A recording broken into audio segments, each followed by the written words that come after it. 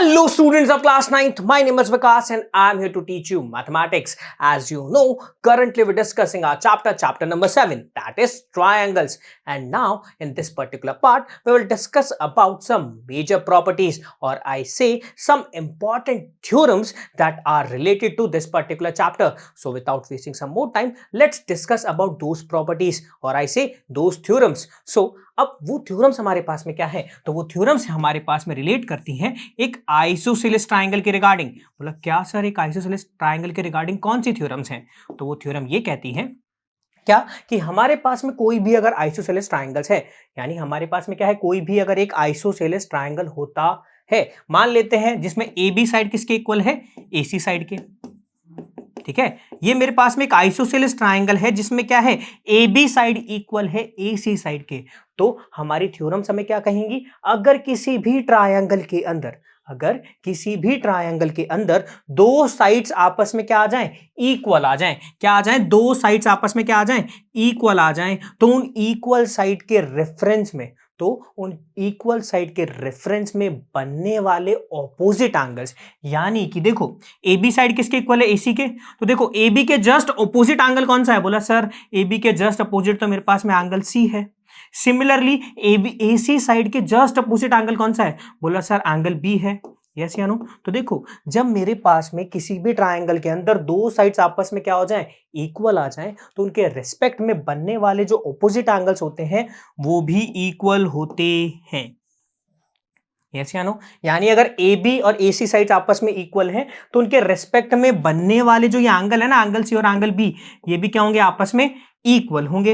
ये बात समझ में आई? सिमिलरली इसी रेफरेंस में इस थ्योरम की कन्वर्स थ्योरम भी है, क्या कि किसी भी ट्रायंगल के अंदर दो ऑपोजिट एंगल्स, मान लेते हैं एंगल बी और एंगल सी क्या हो गए, आपस में इक्वल हो गए। एंगल बी और एंगल सी आपस में क्या हो गए, इक्वल हो जाते हैं, तो उनके रिस्पेक्ट में बनने वाली ऑपोजिट साइड्स, यानी अगर देखा जाए तो एंगल बी के जस्ट ऑपोजिट साइड कौन सी है, बोला सर एंगल बी के जस्ट ऑपोजिट साइड तो मेरे पास में ए सी है। सिमिलरली एंगल सी के जस्ट ऑपोजिट साइड कौन सी है, बोला सर एंगल सी के जस्ट ऑपोजिट साइड मेरे पास में ए बी है। यस या नो? यानी अगर अब हम क्लोजली देखें तो देखो जब हमारे पास में एंगल बी और एंगल सी आपस में इक्वल होते हैं तो उनके रेफरेंस में बनने वाली ऑपोजिट साइड्स भी आपस में क्या होती हैं, इक्वल होती हैं। यानी कि अगर एंगल बी और एंगल सी इक्वल होते हैं तो उनके रेस्पेक्ट में जो ऑपोजिट साइड्स बनती हैं ए बी एंड ए सी, ये भी क्या रहेंगी, इक्वल रहेंगी। क्या ये बात समझ में आई? ठीक है, तो अब हम इन थ्योरम को क्या करते हैं, प्रूफ करते हैं। सो हमारे पास में हमारी पहली थ्योरम है थ्योरम 7.2। ये थ्योरम हमें क्या कह रही है, अगर angle opposite to equal sides, क्या angle opposite to equal sides of an isosceles triangle are also equal, कि किसी भी आइसोसेलेस ट्रायंगल के अंदर जो इक्वल साइड होती हैं उनके रेफरेंस में जो ऑपोजिट एंगल्स होते हैं वो भी इक्वल होते हैं। ये हमें थ्योरम 7.2 कहती है। इस चैप्टर के अंदर थ्योरम 7.2 का स्टेटमेंट समझ में आया? ठीक है, अब इस थ्योरम को हम क्या करते हैं, प्रूफ करते हैं। तो देखो सबसे पहले हम लिखेंगे गिवन स्टेटमेंट। गिवन स्टेटमेंट क्या है क्वेश्चन में, या मैं बोलूं हमारी थ्योरम के अंदर हमें गिवन बात क्या है, कि हमारे पास में कोई भी एक ट्रायंगल मानते हैं, मेरे पास में एक ट्रायंगल है एबीसी, ये ट्रायंगल मेरे पास में एक आइसोसेलेस ट्रायंगल है। ठीक है, ये ट्रायंगल क्या है, मेरे पास में एक आइसोसेलेस ट्रायंगल है ए बी सी, जिसमें ए बी और ए सी साइड्स क्या है, आपस में इक्वल है, सच दैट जो ए बी साइड है वो किसके इक्वल है, प्लस सर वो ए सी साइड के इक्वल है। ठीक है, अब अगर देखा जाए इस ट्रायंगल के अंदर मुझे प्रूफ क्या करना है, यानी थ्योरम के अंदर प्रूवन स्टेटमेंट क्या है, हमें इस थ्योरम को प्रूफ करने के लिए करना क्या होगा, तो देखो दो ऑपोजिट साइड आपस में इक्वल हैं तो इनके रिस्पेक्ट में बनने वाले ऑपोजिट एंगल, तो AC के ऑपोजिट बनता है एंगल B और AB के ऑपोजिट बनता है एंगल C। तो हमें प्रूफ करना है एंगल B और एंगल C दोनों के दोनों आपस में क्या है, इक्वल है। ये बात हमें इस क्वेश्चन में प्रूफ करनी है। आगे देखें तो देखो अब इसको प्रूफ करने के लिए मैं क्या करूंगा, एक छोटी सी कंस्ट्रक्शन करूंगा। क्या कंस्ट्रक्शन करेंगे हम ड्रॉ करेंगे एक एंगल बाइसेक्टर किसका? बोला सर एक एंगल बाइसेक्टर ड्रॉ करेंगे हम ए का। कौन? बोला एडी। और ये एडी क्या करता है? ये इंटरसेक्ट करता है बीसी को एट डी। हम क्या कर रहे हैं? हम एक एंगल बाइसेक्टर बनाते हैं। एक किसका? बोला सर एंगल ए का हम एक एंगल बाइसेक्टर को ड्रॉ करेंगे जो कि हमारे पास में बीसी लाइन को डी पॉइंट पर इंटरसेक्ट करता है। यस या नो? यानी अगर देखा जाए मेरे पास में एबीसी ट्रायंगल के अंदर एंगल ए का एक बाइसेक्टर है एडी जो कि बीसी को कहां इंटरसेक्ट करता है? डी पॉइंट पे। अगर क्या है एडी एंगल बाइसेक्टर है किसका? ए का, यानी कि एंगल ए के अंदर जो है ना एंगल बी ए डी, कौन सा एंगल? बोला सर ये एंगल। और कौन सा एंगल? बोला sir angle C A D. ये दोनों आपस में इक्वल होंगे। क्यों? क्योंकि ये मेरे पास में क्या है? एडी के बाइसेक्शन के बाद जो बने इक्वल पार्ट्स हैं वो है, यानी ये हाफ ऑफ एंगल ए है। ये बात हमने कंस्ट्रक्शन में ड्रॉ की। हमने कंस्ट्रक्शन ही ऐसी करी है कि एडी क्या करता है? मेरे पास में एंगल ए को दो इक्वल पार्ट में स्प्लिट करता है। यस या नो? ये अभी तक हमने इस क्वेश्चन में किया है। ठीक है, अब जरा इसे प्रूफ किया जाए तो देखो, अब अगर आप स्ट्रक्चर देखा जाए हमारे ट्रायंगल का, वो कुछ इस तरह से है, ए बी सी, ये मेरे पास में है डी, जहां पे एंगल ए स्प्लिट होता है दो इक्वल पार्ट में और ये ए बी और ए सी साइड आपस में इक्वल है। तो अगर अब यहां पे मैं स्ट्रक्चर को ढंग से देखूं तो इस स्ट्रक्चर के अंदर मुझे दो ट्रायंगल्स देखने को मिल रहे हैं। कौन से? प्लस सर एक आपको ट्रायंगल देखने को मिल रहा है ए बी डी, और इसी सेम स्ट्रक्चर में एक और ट्रायंगल हमें देखने को मिल रहा है जो कि है ए सी और डी। यस या नो? तो अगर देखा जाए इस एक स्ट्रक्चर के अंदर हमें दो ट्रायंगल्स देखने को मिल रहे हैं। तो अगर अब मैं देखूं, मैं triangle A B D and triangle A C D को अगर आपस में कॉन्ग्रुएंट प्रूव कर दूं तो?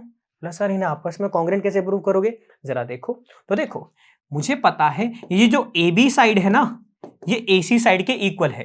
देखो अगर आप कॉरस्पॉन्डिंग हेड को कंपेयर करो AB और AC, यानी देखा जाए ये दोनों ट्रायंगल की क्या है? कॉरस्पॉन्डिंग साइड्स हैं और ये हमें पता है क्या है? इक्वल है।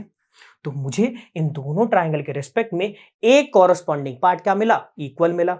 आगे अब देखो, सिमिलरली देखा जाए तो मेरे पास में देखो ये जो AD और AD साइड है ना, दोनों में कैसी है? बोला सर एडी साइड तो दोनों के अंदर मेरे पास में कॉमन है।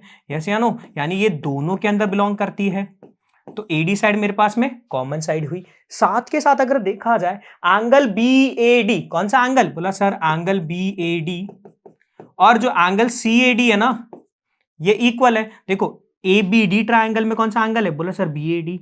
और ए सी डी ट्राइंगल में कौन सा एंगल है? बोला sir angle C A D. Yes या नो?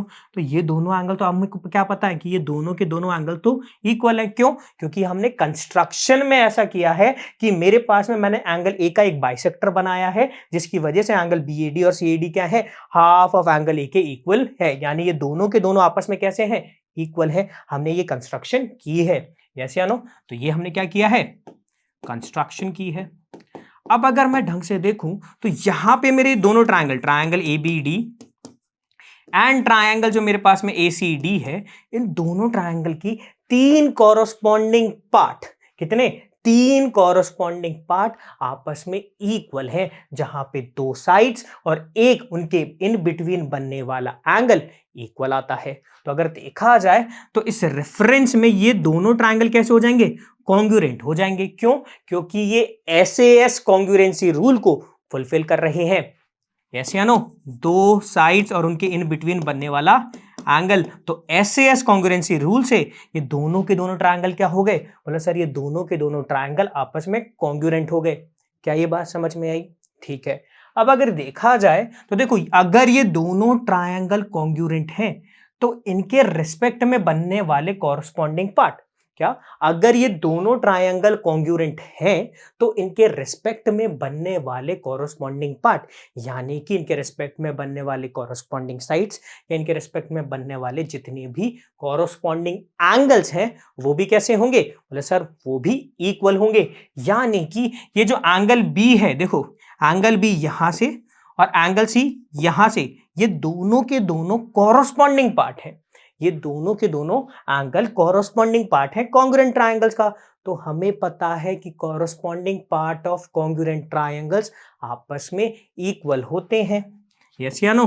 तो इन्हें हम क्या कह सकते हैं, सिंस ये मेरे पास में corresponding part of congruent triangle है, यानी ये सीपीसीटी की हेल्प से एंगल बी और एंगल सी कैसे हो गए, इक्वल हो गए। और यही बात तो मुझे इस थ्योरम में प्रूव करनी थी कि अगर ए बी और ए सी साइड आपस में इक्वल होते हैं तो उनके रेस्पेक्ट में बनने वाले एंगल बी और एंगल सी भी कैसे होंगे, इक्वल होंगे। और ये बात हमने प्रूव कर दी, हेंस प्रूव्ड। क्लियर है क्या ये थ्योरम समझ में आई? ठीक है, अब चलते हैं हमारे पास में नेक्स्ट थ्योरम की ओर, जो इसी थ्योरम का एक कन्वर्स पार्ट है। क्या, जरा देखो, अब हमें क्या कह रहा है कि हमारे पास में क्या होते हैं, जो साइड्स होती है ना, जो साइड्स होती हैं किसके, बोला किसी भी ट्रायंगल के अंदर कोई दो एंगल आपस में क्या हो, इक्वल हो, तो उनके रेस्पेक्ट में बनने वाली जो साइड्स होती हैं वो भी कैसी होंगी, इक्वल होंगी। ये बात हमें इस थ्योरम में प्रूफ करनी है। यानी थ्योरम 7.3 हमें क्या कह रहा है कि कोई हमारे पास में एक ट्रायंगल है, क्या है, हमारे पास में एक ट्रायंगल है, इस ट्रायंगल के अंदर दो एंगल्स आपस में क्या है, इक्वल हैं, तो इन इक्वल एंगल के रेस्पेक्ट में बनने वाली ऑपोजिट साइड्स भी इक्वल होती है। ये बात हमें इस क्वेश्चन में प्रूव करनी है। जरा करें तो देखो, सबसे पहले गिवन स्टेटमेंट लिख लेते हैं। तो इन ट्रायंगल एबीसी, मेरे पास में एबीसी नाम का एक ट्रायंगल है जहां पे एंगल बी और एंगल सी क्या है, आपस में इक्वल है। ये बात मुझे क्वेश्चन में कही गई है। इस क्वेश्चन में, या मैं बोलूं इस थ्योरम में, मुझे क्या प्रूफ करना है, मुझे इस थ्योरम में प्रूफ करना है कि जो ए बी साइड है ना, वो मेरे पास में ए सी साइड के इक्वल होनी चाहिए। अब इसको प्रूफ करने के लिए मुझे एक छोटी सी कंस्ट्रक्शन करनी होगी। करें तो देखो, कंस्ट्रक्शन क्या करेंगे, हम एक एंगल बाइसेक्टर का क्या करेंगे, कंस्ट्रक्शन करेंगे।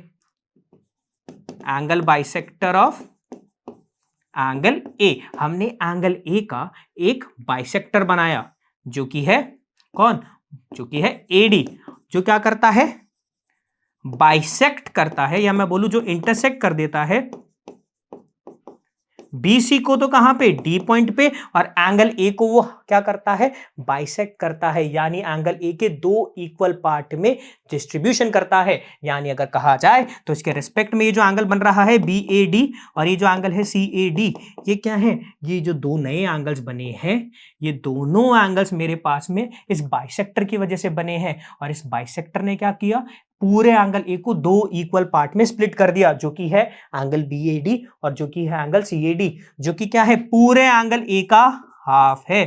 यानी ये तीनों आपस में इक्वल है। हमने कंस्ट्रक्शन कुछ इस तरह की है। क्या ये बात समझ में आई? ठीक है, देखो, तो हमने गिवन क्या करा, हमें क्या क्वेश्चन में गिवन था, हमारी थ्योरम की स्टेटमेंट के रिगार्डिंग कि किसी भी ट्रायंगल के अंदर दो एंगल्स क्या हो जाए, इक्वल आ जाए। तो हमें क्या प्रूफ करना होगा कि उनके रेस्पेक्ट में बनने वाले जो ऑपोजिट साइड्स होती हैं वो भी इक्वल होती है। तो इसे प्रूफ करने के लिए हमने एक छोटी सी कंस्ट्रक्शन करी। कंस्ट्रक्शन क्या करी, हमने एडी एक एंगल बाइसेक्टर लिया, यहाँ पे एंगल ए पे, जो क्या करता है, BC को D पॉइंट पे इंटरसेक्ट करता है। ये हमने छोटी सी कंस्ट्रक्शन की। अब इस थ्योरम को हम प्रूफ कैसे करेंगे, तो देखो, अब अगर देखा जाए, ये मेरे पास में ट्रायंगल था ABC, यहां से मेरे पास में क्या, एक बाइसेक्टर आया AD, जो एंगल A को दो इक्वल पार्ट में स्प्लिट करता है, और ये एंगल B और एंगल C आपस में इक्वल है। ये मुझे क्वेश्चन में गिवन है। तो अगर मैं इस गिवन स्ट्रक्चर को ढंग से देखूं, तो इस गिवन स्ट्रक्चर के अंदर मुझे दो ट्रायंगल्स क्या है, देखने को मिल रहे हैं। एक ट्रायंगल ABD एंड सिमिलरली मुझे एक और ट्रायंगल देखने को मिल रहा है जो कि है ACD। यस या नो? तो अब अगर देखा जाए इस स्ट्रक्चर के अंदर मुझे ये दो ट्रायंगल जो दिख रहे हैं, ABD ट्रायंगल और ACD ट्रायंगल, अगर मैं इन दोनों ट्रायंगल्स को कॉन्ग्रुएंट प्रूफ कर दूं तो उनके रेस्पेक्ट में मैं क्या कर सकता हूं, हमारे क्वेश्चन के रिगार्डिंग जो मुझे AB और AC साइड है उन्हें इक्वल बता पाऊंगा। बोला सर कैसे, तो जरा देखो, तो देखो, in triangle ABD and triangle ACD, मैंने कौन से ट्रायंगल लिए, मैंने ट्रायंगल ABD लिया एंड ट्रायंगल ACD लिया। अब अगर देखा जाए तो देखो, मुझे क्वेश्चन में गिवन है कि एंगल बी एंगल सी के इक्वल है, ये बात मुझे क्वेश्चन में गिवन है। यस या नो? साथ के साथ अगर देखा जाए तो एडी साइड और एडी साइड यहां पे दोनों ट्रायंगल्स में कैसी है? बोला सर अगर इन दोनों ट्रायंगल को ढंग से ऑब्जर्व करा जाए तो ये दोनों की दोनों मेरे पास में ट्रायंगल के अंदर एडी साइड एक कॉमन साइड है। यस या नो? यानी एंगल बी एंगल सी के इक्वल है और एडी साइड दोनों साइड क्या है? इन दोनों ट्रायंगल में कॉमन है। ये बात मुझे क्वेश्चन में गिवन है। साथ के साथ मुझे क्या, हमने अभी कंस्ट्रक्शन करी थी कि एंगल बी ए डी यानी ये जो एंगल है, देखो अगर आप कॉरेस्पॉन्डिंग हेड में लाओ तो देखो सेकंड, फर्स्ट और थर्ड। यस या नो? इसके रिस्पेक्ट में तो एंगल बी ए डी बन रहा है। एसीडी ट्रायंगल में भी तो सी ए डी एंगल ऐसे बन रहा है, सेकंड, फर्स्ट एंड थर्ड। यानी देखो एंगल सी ए डी तो देखा जाए तो कॉरेस्पॉन्डिंग एंगल ही तो है इन दोनों ट्रायंगल के रिस्पेक्ट में। यस या नो? और ये दोनों के दोनों एंगल कैसे हैं? इक्वल हैं। क्यों इक्वल हैं? क्योंकि हमने कंस्ट्रक्शन ही ऐसी की थी, हमने ऐसी कंस्ट्रक्शन की थी कि एंगल बी ए डी और सी ए डी क्या है? इक्वल है। क्यों? क्योंकि ये ए डी क्या करता है? एंगल ए को बाइसेक्ट करता है दो इक्वल पार्ट में, और ये दोनों equal part B A D और एंगल सी ए डी ही तो है। यस या नो? तो यानी देखा जाए इन दोनों ट्रायंगल के अंदर तीन कॉरेस्पॉन्डिंग पार्ट, कितने? तीन कॉरेस्पॉन्डिंग पार्ट्स आपस में इक्वल मिले। क्या? हमें इन दोनों ट्रायंगल के रिस्पेक्ट में तीन कॉरेस्पॉन्डिंग पार्ट आपस में इक्वल मिले। कैसे? जहां पे दो तो एंगल, क्या? जहां पे दो तो एंगल और एक ऑपोजिट साइड हमें क्या मिली? इक्वल मिली। तो मैं क्या कह सकता हूं कि ये जो दोनों ट्रायंगल हैं, ये जो दोनों ट्रायंगल हैं ये कॉन्ग्रुएंट हैं। क्यों? क्योंकि ये मेरे पास में AAS कॉन्ग्रुएंसी रूल को फुलफिल कर रहे हैं। कौन सा रूल फुलफिल कर रहे हैं? AAS कॉन्ग्रुएंसी रूल को फुलफिल करते हैं। तो इस वजह से मैं क्या कह सकता हूं, सिंस ये दोनों ट्रायंगल अगर कॉन्ग्रुएंट हैं तो इनके रिस्पेक्ट में बनने वाले कॉरेस्पॉन्डिंग पार्ट भी इक्वल होंगे। सिंस ABD ट्रायंगल और ACD ट्रायंगल में AB और AC जो साइड्स हैं ये दोनों ट्रायंगल की कॉरेस्पॉन्डिंग साइड्स हैं, तो हमें पता है कि किन्हीं भी कॉन्ग्रुएंट ट्रायंगल की जितनी भी कॉरेस्पॉन्डिंग साइड्स होती हैं वो इक्वल होती हैं। यानी AB और AC साइड्स कैसी होंगी? ना सर AB और AC साइड्स भी कैसी होंगी? इक्वल होंगी। क्यों? क्योंकि ये corresponding part of congruent triangle है। यस या नो? और मुझे इस क्वेश्चन में यही तो प्रूफ करना था, क्या? कि मुझे एंगल बी और एंगल सी अगर किसी ट्रायंगल में इक्वल होते हैं तो उनके रेस्पेक्ट में बनने वाले जो ऑपोजिट साइड्स होती हैं वो भी क्या होती हैं? इक्वल होती है। और यही बात मुझे इस क्वेश्चन में प्रूफ करनी थी। क्या ये बात समझ में आई? ठीक है। सो इस पूरे के पूरे पार्ट में हमने दो थ्योरम डिस्कस करी। एक थ्योरम जहां पे हमने कहा कि किसी भी ट्रायंगल के अंदर अगर ऑपोजिट साइड्स इक्वल होती हैं तो उनके रेस्पेक्ट में बनने वाले ऑपोजिट एंगल्स भी इक्वल होंगे। और दूसरी थ्योरम तब जब किसी भी ट्रायंगल के अंदर दो एंगल्स अगर इक्वल होते हैं तो उनके रेस्पेक्ट में बनने वाली ऑपोजिट साइड्स भी इक्वल होती हैं। तो हमें क्या इस पूरे पार्ट का कंसेप्ट समझ में आया? तो अगर कंसेप्ट समझ में आया है तो कुछ असेसमेंट के क्वेश्चन हो जाएं तो ठीक है। हमारे पास में हमारा पहला असेसमेंट का क्वेश्चन क्या है कि ABC नाम का एक ट्रायंगल है जिसमें AB और AC साइड्स कैसी हैं? इक्वल है। तो जहां पे एंगल B कितना है? 50 डिग्री गिवन है। तो बताइए एंगल C कितना होगा? तो अगर देखा जाए मेरे पास में एक ट्रायंगल है ABC जिसमें AB और AC साइड्स क्या है? आपस में इक्वल है और एंगल B है 50 डिग्री। तो मुझे बताना है एंगल C कितना होगा। सिंस देखा जाए इस ट्रायंगल के अंदर AB और AC साइड्स कैसी हैं? इक्वल है। तो हमें पता है जब दो साइड इक्वल होती हैं तो उनके रेस्पेक्ट में बनने वाले ऑपोजिट एंगल, तो AB के ऑपोजिट है एंगल C और AC के ऑपोजिट है एंगल B, तो ये दोनों के दोनों एंगल्स भी इक्वल होंगे। ये अभी हमने प्रीवियस थ्योरम में डिस्कस किया था। तो देखो अगर AB और AC इक्वल हैं तो एंगल C और एंगल B भी इक्वल होंगे। तो बताओ अब देखा जाए एंगल B कितने डिग्री का था? बोला सर एंगल B 50 डिग्री का था, तो एंगल C भी 50 डिग्री का होगा, यानी कि ऑप्शन बी। क्या ये बात समझ में आई? ठीक है, चलते हैं नेक्स्ट क्वेश्चन की ओर। नेक्स्ट क्वेश्चन क्या है हमारे पास में? नेक्स्ट क्वेश्चन हमें कह रहा है कि एक ट्रायंगल है PQR। इस ट्रायंगल PQR के अंदर एंगल R और एंगल P इक्वल है। साथ के साथ जो QR साइड है वो 4 सेंटीमीटर लॉन्ग है और जो PR साइड है वो मेरे पास में 5 सेंटीमीटर लॉन्ग है। तो हमें बताना है कि PQ साइड की लेंथ क्या है, ये हमें बताना है। सिंस देखा जाए इस क्वेश्चन के अंदर एंगल आर और एंगल पी आपस में इक्वल हैं। देखो एंगल आर और एंगल पी आपस में इक्वल हैं और हमें पता है किसी भी ट्रायंगल के अंदर अगर दो एंगल इक्वल हो जाते हैं तो उनके रेस्पेक्ट में जो ऑपोजिट साइड्स होती हैं वो भी इक्वल होती है। यानी देखो एंगल आर के ऑपोजिट कौन है, बोला सर एंगल आर के ऑपोजिट है पी क्यू साइड और मेरे पास में एंगल पी के ऑपोजिट है क्यू आर साइड। यानी जो ये पी क्यू साइड की लेंथ होगी वो क्यू आर साइड के लेंथ के इक्वल होगी। यस या नो। अब सिंस देखा जाए जो क्यू आर की लेंथ है वो तो 4 सेंटीमीटर है तो पी क्यू कितना होगा, बोला सर अगर क्यू आर 4 सेंटीमीटर है तो पी क्यू भी 4 सेंटीमीटर होगा। यानी ऑप्शन सी करेक्ट है। क्लियर है। चलते हैं नेक्स्ट क्वेश्चन की ओर। अब नेक्स्ट क्वेश्चन है मेरे पास में the angles opposite to equal sides of a triangle are. क्या कि जो मेरे पास में एंगल होते हैं किसी भी ट्रायंगल के अंदर दो इक्वल साइड हैं तो इन इक्वल साइड के रिस्पेक्ट में जो ऑपोजिट एंगल्स होते हैं वो कैसे होंगे, बोला सर अगर किसी भी ट्रायंगल के अंदर दो इक्वल साइड्स हैं तो उनके रिस्पेक्ट में बनने वाले ऑपोजिट एंगल्स भी इक्वल होंगे। यानी कि ऑप्शन ए करेक्ट है। क्या ये बात समझ में आई? ठीक है। So that's it for this particular part. और इस पूरे पार्ट के अंदर हमने इन थ्योरम्स की कंसेप्ट को अच्छी तरह समझा और अब नेक्स्ट पार्ट में हम हमारे चैप्टर को फर्दर डिस्कस करेंगे। सो थैंक यू एंड जय हिंद।